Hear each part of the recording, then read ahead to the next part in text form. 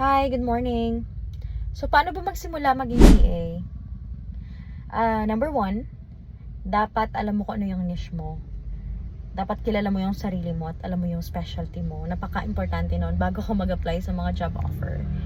So, ano ba hilig mo? Mahilig ka ba mag set up ng appointment? Mahilig ka ba sa sales? Mahilig ka ba sa customer service? Alamin mo yon, i-validate mo yung sarili mo. Saan ka magaling? Ganon. And yun yung gawin mong niche. Pag meron kang gustong niche na hindi mo alam kung paano, like kunyari, customer service ka ngayon, tapos gusto mo maging EA or executive assistant, di mag-aaral ka?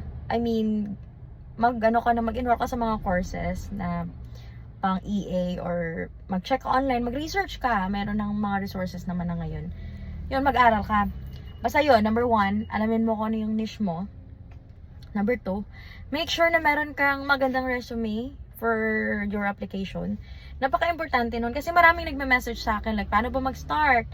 Hiring ba kayo? Pwede ba ako mag-apply dyan? And then, pag hihingaan mo ng resume, walang maibigay.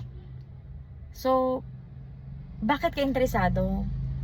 Like, ano ba purpose mo? Ba't ka nagtanong? Gusto mo ba ng trabaho? Like, agad-agad? Kailangan mo ba ng work? Kasi naghahanap ka ng trabaho tapos wala kang resume. So, ba't ka naghanap? 'Di ba? Dapat prepared ka kasi nga kailangan mo ng trabaho, especially if breadwinner ka, you know? Kailangan mo ng trabaho agad-agad and you're asking for referrals and then wala kang resume. 'Di ba?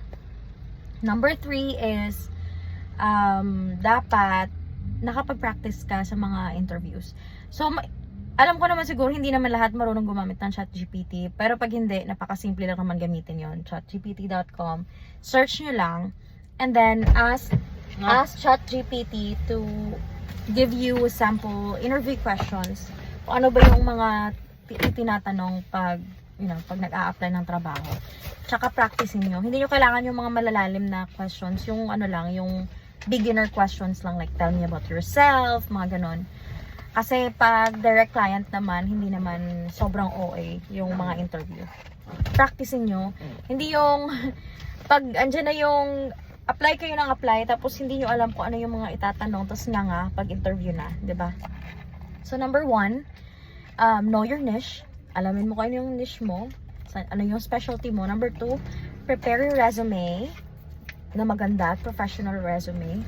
And number 3, yung interview questions, prepare.